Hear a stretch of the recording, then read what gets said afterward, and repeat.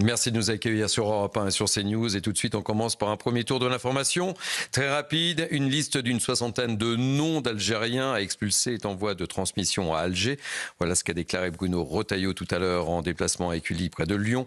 Le refus de l'Algérie d'accepter ses ressortissants sous le coup d'une OQTF, dont l'auteur d'un attentat qui a fait un mort à Mulhouse le 22 février, a envenimé, ce moins que l'on puisse dire, la relation franco-algérienne. Bruno Retailleau a d'ailleurs déclaré « Je ne veux pas qu'un autre Mulhouse se reproduise ». Et puis, le G7 a affirmé son soutien indéfectible à l'intégrité territoriale de l'Ukraine et menacé la Russie de nouvelles sanctions s'il ne soutient pas la trêve. C'est la déclaration finale après 3 jours entre les chefs de diplomatie au Canada.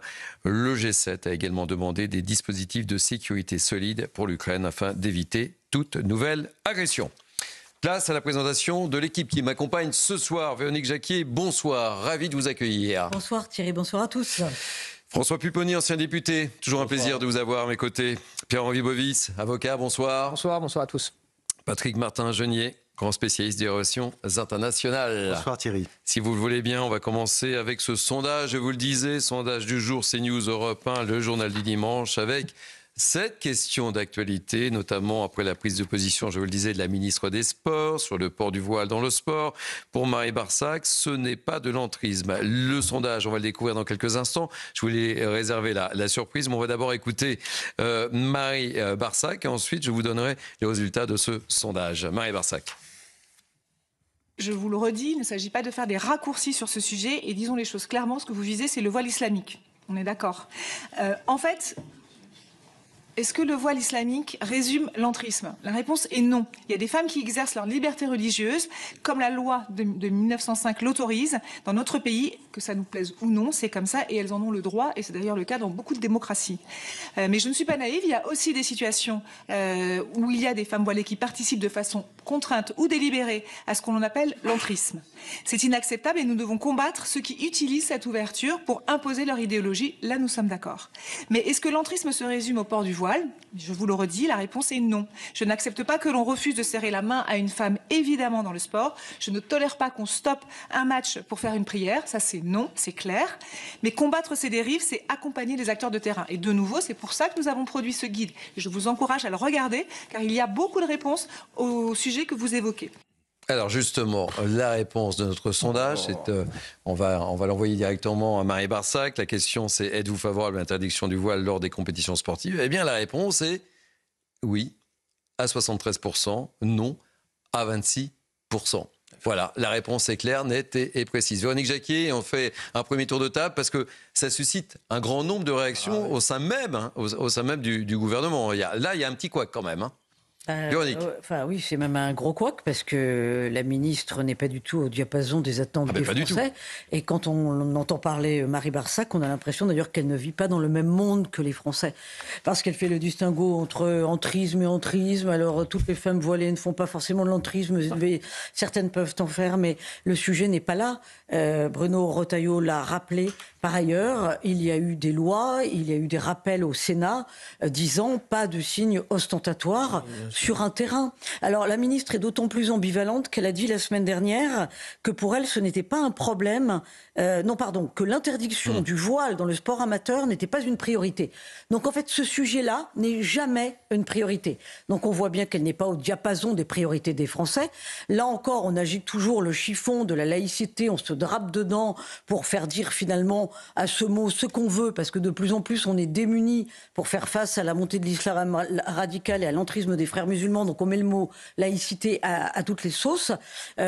Toujours est-il que la laïcité, je pense qu'on arrive au bout d'une définition, parce que la laïcité c'est bien entendu faire en sorte que chacun puisse pratiquer sa religion dans la République sans être contraint, évidemment, c'est le contraire d'un totalitarisme, liberté de conscience également, mais quand je vous dis qu'on arrive au bout d'une logique, c'est que ça signifie aussi que le spirituel a le droit de déborder de sa vie privée et qu'il a le droit de déborder dans la vie publique. Demander à un croyant de ne pas forcément faire en sorte que ce à quoi il croit s'exprime dans la vie publique. C'est le cas justement pour certains musulmans. Et on voit bien que là, on est confronté aux limites de notre laïcité. Et moi, je connais bien le problème du sport. Hein. J'ai été dirigeant d'un club de basket, je me suis occupé d'un club de volley. Interrogez des responsables de clubs de sport aux quatre coins de la France. Ils vont vous raconter le terrain. Et moi, je conseille à Marie Barsac de se promener dans un certain nombre de clubs de sport. C'est tout simplement pour prendre la température. Alors, moi, je disais petit couac parce que j'étais gentil au sein du gouvernement. Écoutez ce qu'a déclaré Bruno Retailleau cet après-midi. Sa réponse, ça commence par non. Vous allez comprendre pourquoi. Non, c'est non. Voilà ce que dit Bruno Retailleau. Non, je ne suis pas d'accord. Le gouvernement a une ligne. Le gouvernement s'est exprimé en la personne alors de François-Noël Buffet qui était au banc, puisque le Sénat a voté il y a quelques jours, en février, une proposition de loi sur la neutralité du sport, sur l'application du principe de laïcité. Ce principe de laïcité qui veut que dans les compétitions sportives, notamment des fédérations avec leurs ligues, les associations qui leur sont affiliées, eh bien, il n'y ait pas de signe ostentatoire. Il y a eu aussi la fédération française qui avait été traînée devant le Conseil d'État par les hijabeuses. Et le Conseil d'État a donné raison en disant à la Fédération française qu'il pouvait parfaitement appliquer ce règlement pour interdire précisément des signes ostentatoires. Il y a l'article 50 de la charte de l'olympisme. Cet article 50 stipule que les lieux de compétition ne doivent pas justement être, des lieux de propagande politique ou religieuse. Essayons de sanctuariser ces moments de communion entre nous. Essayons de nous débarrasser justement, précisément, de tous les signes ostentatoires. François Pupponi, on voit bien la différence de point de vue entre Marie Barsac et Bruno Retailleau, sans surprise. Question qu'on peut se poser légitimement ce soir, est-ce qu'elle doit démissionner, Marie Barsac ? Mais sincèrement, sa position, elle pose un vrai problème. Il y a un vrai problème. Le ministre de l'Intérieur a rappelé quelle était la position du gouvernement au banc, puisque la semaine dernière, il y avait un texte au Sénat, et que le gouvernement, quand un ministre est au banc, c'est pas lui qui parle, il parle après une validation politique du gouvernement, et donc il exprime la position de l'État. Là, la ministre, elle prend une position contraire. Et ce qui me choque dans la position de la ministre, c'est qu'elle dit le problème du port du voile ou de signes ostentatoires religieux ne concerne pas le sport, n'est pas la priorité du sport amateur. Si, justement, parce que c'est à l'intérieur du sport amateur que ces réseaux essayent de prendre le pouvoir. C'est pour ça que j'ai conseillé d'aller voir les clubs de sport. Qu'elle y aille, qu'elle aille sur le terrain. C'est un vrai sujet. Enfin, moi, j'ai été élu de banlieue, maire de Sarcelles pendant 20 ans, et je peux vous dire que ce sujet de la pression religieuse dans les clubs de sport, c'est le problème. Voilà. C'est là où ça se passe. Ça a été l'école, on a réglé avec l'interdiction du port de signes religieux. C'est les services publics, on l'a interdit. Et là, maintenant, c'est le sport qui est attaqué. Donc, bien entendu qu'il faut la réponse. Et la réponse, c'est la même. C'est-à-dire, il y a des endroits, comme le dit le ministre de l'Intérieur, qui doivent être, excusez-moi du terme, sanctuarisés. Voilà. Là où on dit, tout le monde y va en étant neutre. Bon. Et la position de la ministre qui dit, oh non, c'est pas le vrai sujet, c'est-à-dire qu'elle dit, c'est pas si grave que ça. Donc, il y a un vrai sujet. Elle démissionne ou pas ?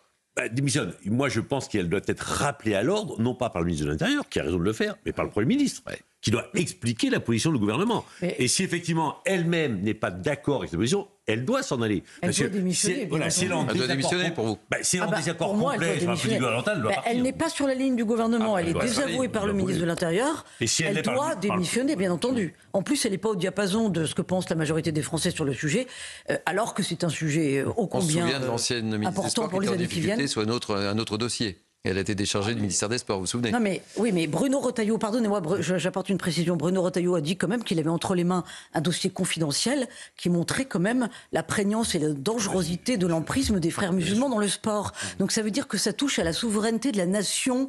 Donc pour moi, oui, elle doit démissionner. Henri Bovis. Nous avons une ministre des Sports qui est en plein état de catalepsie totale chronique, qui est à côté de la plaque, qui ne connaît pas ses sujets, surtout qui n'est jamais allé sur le terrain. Justement, voir des clubs amateurs. Ouais. Vous savez, dans mon autre vie, avant d'être avocat, j'ai été élu local. J'étais adjoint au maire au sport, justement. Mais j'ai vu, de mes propres yeux, des gamins de 7, 8 ans qui étaient forcés à faire la petite prière avant d'aller sur le match de foot, qui étaient forcés par des entraîneurs, par des encadrants sportifs. Je l'ai vécu. Et donc, j'invite effectivement, comme vous, la ministre des Sports, à se rendre sur le terrain.